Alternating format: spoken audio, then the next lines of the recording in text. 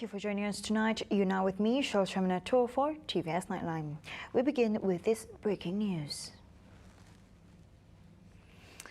Former Prime Minister Tun Dr. Mahathir Mohamad has been admitted to the National Heart Institute or IGN for a full medical checkup and further observation.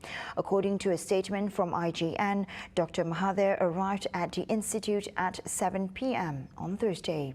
The institute also added that the 96-year-old politician is expected to be admitted in IGN for the next few days. One of his officers, when contacted by the media, has confirmed the matter. And now on to the next highlight. The benefits of having access to clean and treated water is vital. Therefore, the Sarawak government has allocated 45 million ringgit for the facilities be made present in several villages in the Gedong district. Among areas that benefited from this initiative are Kampung Lubuk Punggol, Kampung Bangkak Semong, Lubuk Buntian, Tanjung Sap and Kampung Benat Ilir. Jadi saya madah dan jebab bekalkanlah air terawat kepada semua kampung yang ada di Semerahan dan juga semuanya termasuk Lubuk Punggol. Jadi saudara Chan sebagai pengarah madah seperti ini. Kalau Lubuk Punggol kita mesti ada high level tank, iaitu tank tinggi supaya pressure airnya kuat. Dan juga kita sambung air daripada kucing, kita landangi kucing yang terawat datang ke Lubuk Punggol. Untuk Lubuk Punggol itu untuk berkendak 45 juta. Sini saya itu. Karena saya rasa itu sangat penting kepada rakyat. Dan alhamdulillah hari itu terlaksana apa yang kita nak idamkan di Lubuk Punggol. He said this at the launch of the Clean Water Supply Project in Kampung Lubuk Punggol here today. In addition, he said the state government would improve the internet infrastructure in Gedong, especially in the interior area, to ensure that rural areas receive the benefits of the spillover effects of the digital economy. Following the launch, locals alike expressed their gratitude over the much-anticipated project. Alhamdulillah, syukur benar-benar sebab lama dah bah sedia air. Hari tu dah dirasmi dan ada air terus. Alhamdulillah, nang bersyukur benar-benar. Kini tu dah datang air diberi oleh Datuk HARDEN dan Ketua Menteri Sarawak kita. Memang mengucapkan terima kasih banyak-banyaklah. Kemudahan kami 73 sudah nemu air bersih. Now, Gedong will oversee a battery change after December 18.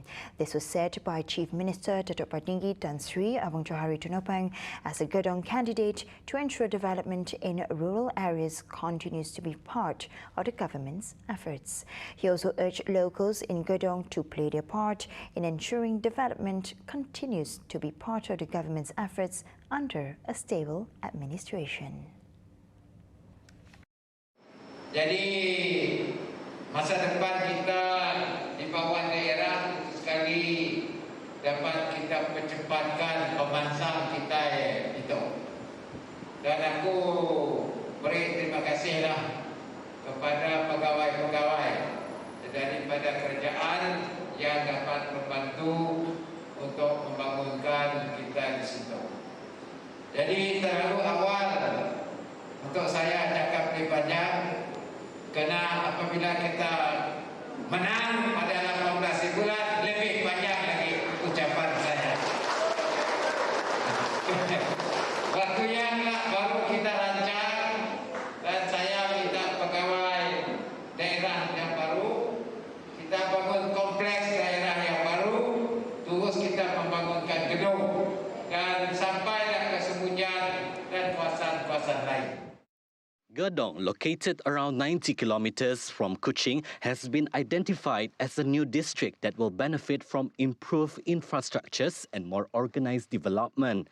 In the state polls this Saturday, Abang Johari will be up against Muhammad Sufian Faris Sarbini of Parti Sarawak Bersatu PSB, Kamal Bujang of Parti Amanah Negara Amanah, and Thomson Anggo of Parti Bumi Kenyalang PBK. Meanwhile, Kampung Hulu Gedong village chief Busrah Ahmad is certain that Abang Johari would overcome his three competitors with a landslide majority as they lack the experience and are new to the political arena. He added that the residents in the area have shown clear support to the chief minister as the new representative, and he is looking forward to the development that is yet to come, which will add job opportunities for youths in the area. In 2016, the Gedong seat was won by Datuk Muhammad Naroden Majais, who contested under a Barisan Nasional ticket with 3,365 vote majority, defeating Rapelson Richard Hamid from Amanah and independent candidate Uja Bunsi. Gedong has a total of 7,208 registered voters. Voting is a serious matter, not just for the next 5 years, but beyond. This was said by SUPP President Dr. Sim Guyan as he seeks to defend his Batukawa seat in a four-cornered battle this Saturday, and calls upon the people to vote for GPS, judging by their excellent track record in ensuring continuous development in Sarawak.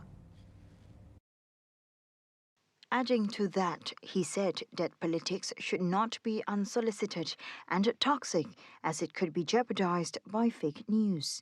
As such, he added that certain parties possess ill intentions by spreading fake news and rumors that can be evil. It's a very important decision, and I hope people come out to vote early. Yeah, come out to vote early, and please exercise your duty of a Sarawakian. Yeah, and voting is a very serious matter. Yeah, I mean, it's something in which making the decision not just for the next 5 years, but beyond. I just want to be. I just want to appeal to everybody that it's so important that our politics is, even though it's election campaign, we should not be toxic politics. Yeah, because there are all sorts of toxic things. I receive so many unsolicited handphones sending all sorts of. I don't know where they get my handphone number, you know, but unsolicited negative campaign materials on my handphone, and some work on emotion, some work on totally fake news, some work on totally untrue rumors, and all these are evils. Dr. Sim noted Sarawakians should choose wisely in electing the right representative. I just want the voters to be aware that this election don't fall the last 1 day, last 2 days, don't fall into those traps of people work on emotions, work on fake news, but judge us by our records, judge us by our characters, and judge us by what SCPP, what GPS trying to do. In addition, he said that since winning the seat in 2016, he had carried the spirit throughout the southern region. As such, he wants Batukawa to be an example, as the economy and living conditions in the area has now improved, so as to allow Kuching to move forward as a whole. Adding to that, he said that this required a stable government to ensure proper economic recovery. That's why the manifesto is my manifesto. And this is how much commitment we are to all this. More importantly, this election is also we want Sarawakian to come together to show to the rest of Malaysia that we are Sarawak is the last frontier that we want to protect. We don't want to be every day to have polarizations, to have extremisms, and we want that West Malaysia. Urging all voters to exercise their rights to ensure that Sarawak has a stable and strong government. On the 18th of December, I appeal to everyone who are registered voters, to all our voters, please exercise your duty. Please come out to vote, and please vote for in Kuching Southern area. Please vote for our GPS candidates, and also for the whole Sarawak, please vote for 82 GPS candidates. Yeah, because we need a strong Sarawak GPS government. Now, despite concerns over the COVID-19 pandemic, the Election Commission (EC) urges the people of Sarawak to vote in the 12th Sarawak election on Saturday, December 18, in order to fulfill their responsibilities. State EC Director Jasni Jubli said the EC is targeting about a 70% turnout this time around, and hopes that candidates as well as political parties and media would encourage people to go out and vote for the future of Sarawak. Jasni reiterated that he understands the concern of the COVID-19 outbreak, which will likely be the main reason to the decline in the polls this time, as people are still worried about possibly getting infected. He added that thus far, the EC had received no allegations of campaign misbehavior by candidates and concluded that the process had been smooth and peaceful.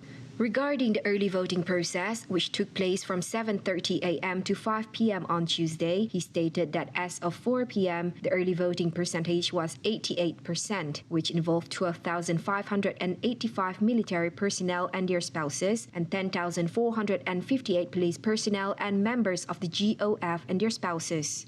Meanwhile, here are the candidates' call for voters to perform their duty as voters on Saturday, deciding Sarawak future for the next 5 years under the administration that they elect. Saya, Datuk Seri Hajah Fatimah Abdullah, calon GPS bagi DUN N56 Dalat. Sekarang ini berdiri di Dalat Waterfront. Saya ingin menyeru kepada pengundi-pengundi agar turun mengundi pada hari Sabtu ini, 18 hari bulan 12, dan undilah GPS untuk pembangunan berterusan demi kesejahteraan rakyat. Jangan risau, agensi yang berkaitan akan memastikan bahawa pematuhan kepada SOP berlaku di pusat mengundi agar pengundi-pengundi dan juga petugas-petugas pada hari tersebut akan berada dalam keadaan selamat. Undi GPS untuk pembangunan berterusan demi kesejahteraan rakyat. Utamakan Sarawak. Assalamualaikum warahmatullahi wabarakatuh. I would like to call upon and urge the voters of M6 to go down on the 18th of December, this coming Saturday, to exercise your right to vote on the 18th of December. And please adhere to all the SOPs that have been set up by SPR. Please go down to vote. Aku nyungka semua pengundi-pengundi di kawasan DUN N2 kepada rarak mohon ngundi wang semua mahi anu berat semua dua ti pagi wang anu 6 najah SOP najah jadual dan juga SPR. Dari sama-sama kita mohon ngundi nyalat ataupun nunai tanggungjawab kita sebagai pengundi. Selamat mohon berundi. Terima kasih. Dear voters, 18 December is an important day for all of us. On this day, we shall vote for the next government to take care of us for the next 5 years. GPS is your best choice.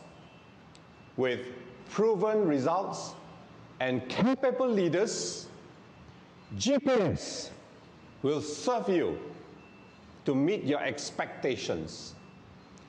Come out in full force to vote on the 18th of December. Undilah GPS. Oh ha! Now, political parties turn to online platforms to engage voters and to promote its policies on crucial issues. The 12th Sarawak state election will be the most internet-reliant in history. For voters under the Tupong constituency, online campaigning opens up many doors for the locals to share their concerns. two candidates. According to Gabungan Party Sarawak GPS candidate Fazruddin Abdul Rahman, the choice for mode of his campaign this time has garnered positive reviews and creates an open-door policy for voters to voice out. He added that more than 70% of his campaign for the election this year was via online and received a wave of responses from the community in a more conducive manner. Okey, kita 70% daripada kempen kita merupakan kempen atas talian, and we have positive engagement dan kita mendapat maklum balas yang begitu baik sekali. Bila saya kata maklum balas yang begitu baik, bukannya mereka memuji, oh bagus, YB bagus. Maksud saya, the engagement, maksudnya respon daripada masyarakat apabila kita menggunakan kaedah online ini. Melalui Facebook, melalui Instagram, melalui Twitter. Jadi, maka kita dapat maklum balas daripada masyarakat dengan lebih cepat dan lebih mudah lagi. Commenting further, Fazruddin said that although there were a few unclear matters revealed through the public's feedback, his team is ever ready to get further information to take a course of action. Walaupun kadang-kadang sudah tentu apabila kita menggunakan Facebook komen, mereka tidak memberi perincian yang terperinci ataupun maklumat terperinci tentang satu-satu permasalahan ataupun isu, tetapi sekurang-kurangnya kita tahu ada permasalahan. Maka kita boleh follow up lagi dengan mendapat maklum balas yang lebih lanjut tentang lokasi di mana masalah itu berlaku, tentang kenapa masalah itu berlaku.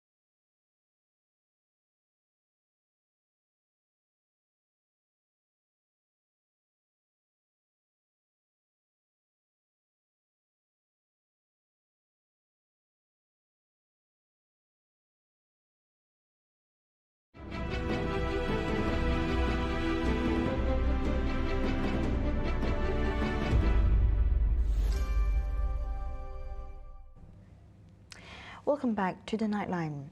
Now, following yesterday's uproar, we now have a new update. Police found a rifle and several live bullets in the vehicle of the suspect who was shot dead at the traffic light of Jalan Simpang TIGA in Kuching. Police said the traffic police involved in the shooting released 3 shots on the tires of the car driven by the suspect. However, when approaching the car, the suspect was seen holding an object that resembles a rifle, causing the police to fire shots at the suspect in self-defense. According to Sarawak Police Commissioner ID Ismail, the suspect had 14 past criminal records involving various criminal offences such as vehicle theft, fraud and drug abuse.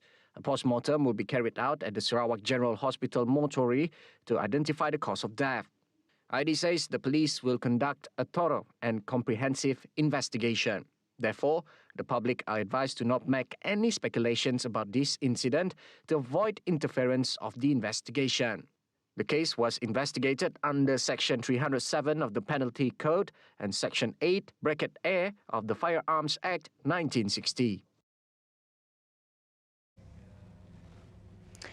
Youth empowerment and poverty eradication will be the main agenda for Gabungan Party Sarawak or GPS candidate of Serembu, Miro Simoh. Miro, who is the Serembu incumbent, also aspires to ensure development at the said constituency. Saya melihat kepentingan golongan belia sebagai satu agenda penting. Sebab itulah kita telah merangka beberapa program untuk belia. Menangnya kita nanti mendapat mandat balik untuk rakyat. Kita merancang untuk membuat beberapa program-program penting untuk belia kita, dan kita merasakan kita harus menyediakan mereka pada umur yang begitu muda ini. Miro said the main focus now is to provide youth skills training before being employed at many fields of work, adding that various workshops and courses should also be provided. On closing the development gap and eradicating poverty, Miro said it is always GPS main agenda in the 34-point GPS manifesto. Saya melihat manifesto ini memang bertepatan sekali ke arah apa yang telah kita lakukan selama ini. Dalam tempoh 5 tahun pertama sebagai wakil rakyat, saya telah menumpukan banyak usaha dan tumpuan untuk program-program pembasmian kemiskinan dan juga peningkatan pendapatan isi rumah di kawasan saya. Dan antara program-program yang kita laksanakan termasuk yang melibatkan aktiviti-aktiviti pertanian, pelancongan, kraft tangan, cottage industry di kampung dan sebagainya. He said the involvement of the B40 group to participate in the Entrepreneur Development Program is very important to ensure that the government's agenda to eradicate rural poverty can be realized. The Serembu seat has a total of 9,065 registered voters and will witness the contest of 5 corners in the 12th Sarawak State election this time.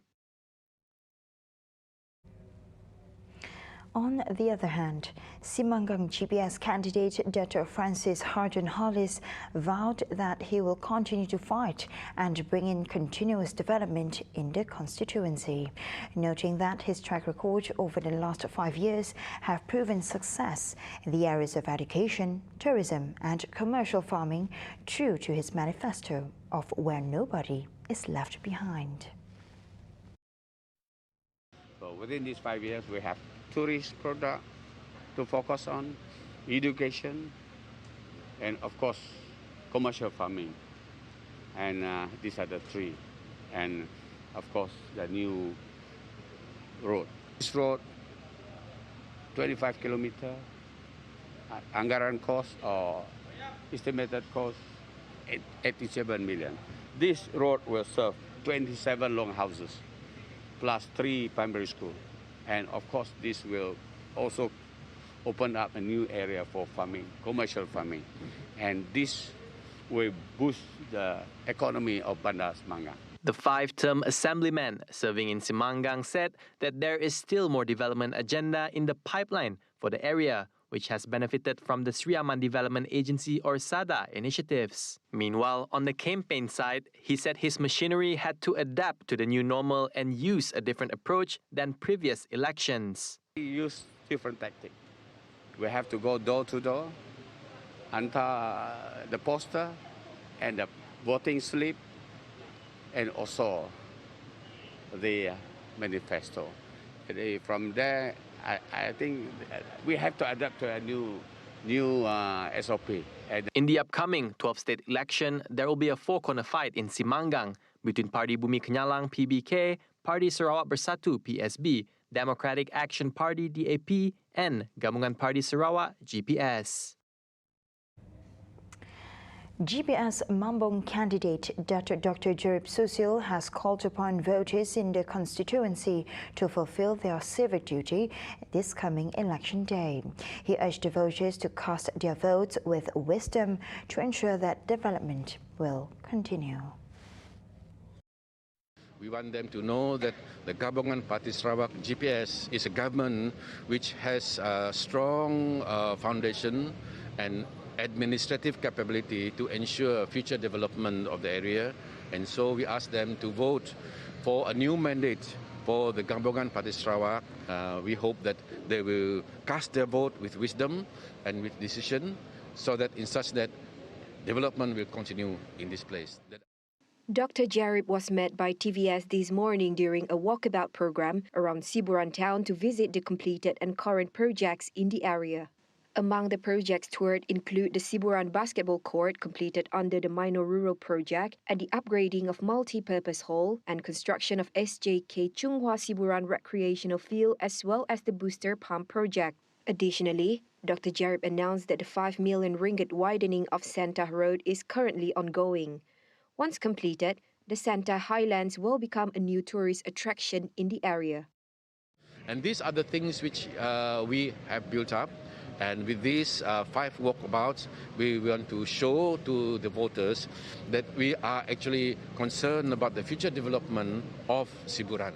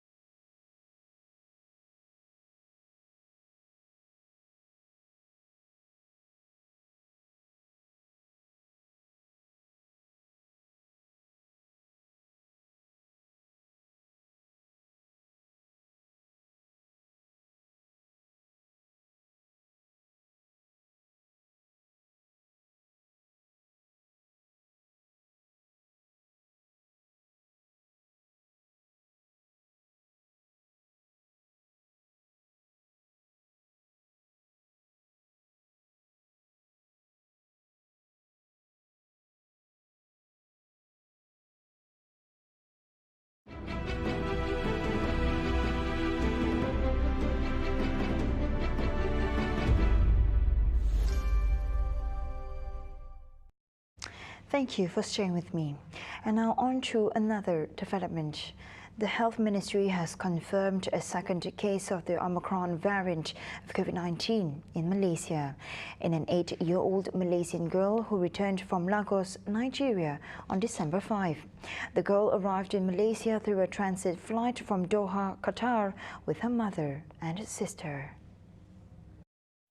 Ahli keluarganya telah menjalani ujian RT-PCR COVID-19 semasa ketibaan di KLIA, lapangan terbang antarabangsa Kuala Lumpur. Mereka telah diberi perintah pengawasan dan pemerhatian di bawah Seksyen 15 Akta 342 dan diarahkan untuk menjalani kuarantin wajib di rumah. Keputusan ujian RT-PCR semasa ketibaan didapati positif COVID-19 pada 7 Disember 2021. Kes tidak mempunyai gejala dan diarahkan menjalani isolasi di rumah selama 14 hari. Kontak rapat kepada kes terdiri daripada ibu, adik perempuan, bapa dan pemandu taksi yang membawa kes dan keluarganya dari KLIA ke tempat kediaman. The case was detected after the Institute of Medical Research IMR conducted the PCR genotyping assay test on 52 samples from 52 positive cases among travellers returning to Malaysia between December 6 and 10. Health Minister Khairi Jamaluddin said of the total, only one sample identified the possible presence of Omicron variant, and a further test involving whole genome sequencing conducted on the sample on December 14th verified it. Moreover, Khairi added, there are also 18 other suspected cases of Omicron whose genomic sequencing is pending confirmation, with the result on the 18 suspected cases expected to be released tomorrow, December 17th. Elaborating, Khairi said the result of the RT-PCR test taken by the girl prior to returning to Malaysia with her mother and younger sister was negative. Meanwhile, Khairi said a total of 35 people who came in contact with the girl while in flight have tested negative for COVID-19 in RT-PCR tests conducted upon arrival and on the 5th day after arrival.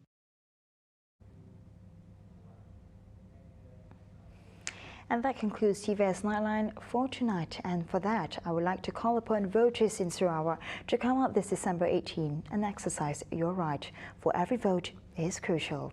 Here with me, Shosha Meto, and I'll see you next time. Have a good morning.